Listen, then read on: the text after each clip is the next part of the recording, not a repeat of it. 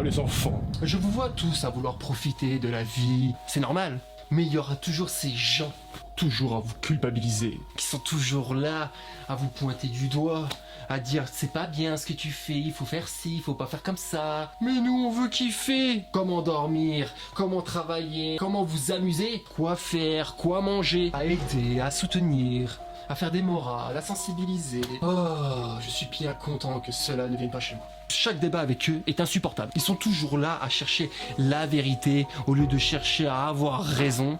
Et du coup, qu'est-ce qui se passe? Eh ben, ils ont toujours raison. Des prétentieux, des prétentieux. La plupart de ces gens ne connaissent même pas le sentiment de culpabilité. Et vous savez pourquoi? Parce qu'ils ne font strictement rien pour la ressentir. J'en vois qui parlent à des animaux. Ils leur posent des questions et ils attendent Enfin, on a l'impression qu'ils attendent que l'animal réponde, tu vois. Ça va?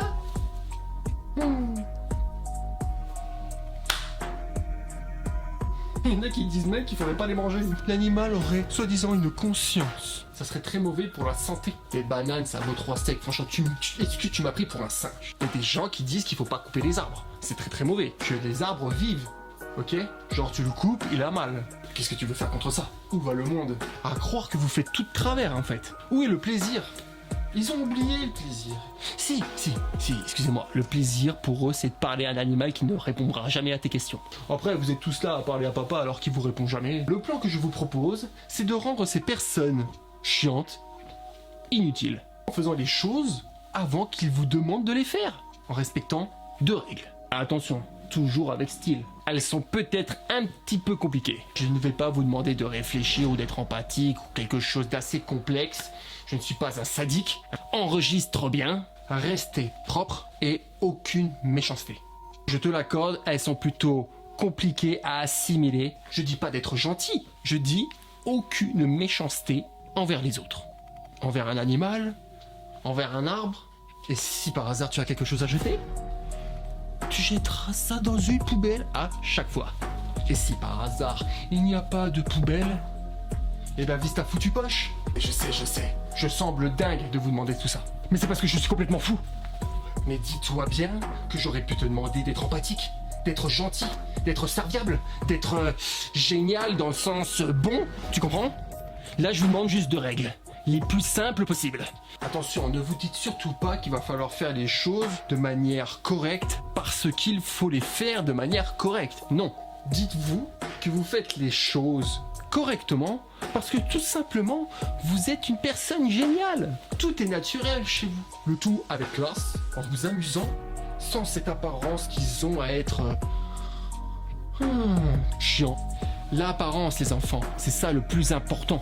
Sans ça, qu'est-ce qui vous reste? Il ne faut pas vous faire griller. Sinon, vous aurez l'image de quelqu'un de responsable ou de consciencieux qui ne fait pas mal aux animaux et qui ne mange plus de viande. Et on ne veut surtout pas cette image chiante. Donc, si à un moment, ça devient trop compliqué, ou tout simplement que tu n'as pas envie, n'oublie surtout pas que ton but ultime, c'est qu'on arrête de te faire la morale. Vous avez envie d'agresser une personne, de l'insulter, ou de jeter un bout de papier par terre, tuer un animal par plaisir. Faites-le, mais faites-le en disant « Je sais, je suis un égoïste, je m'en fous des autres et de tout ce que possède cette foutue planète. » Je pense que la phrase est un peu compliquée. Dites que vous êtes une merde, mais une merde géniale. Et là, toutes les personnes qui vous verront agir ne devraient pas vous faire de morale. Là, la morale, normalement, ça devrait bloquer. Sachez qu'on ne conseille jamais, on ne fait jamais de morale à quelqu'un de génial, parce qu'on est trop occupé à l'admirer. Et c'est ça que nous allons viser. Vous pouvez le faire, sachez-le. Vous qui vous sentez comme un gros étron,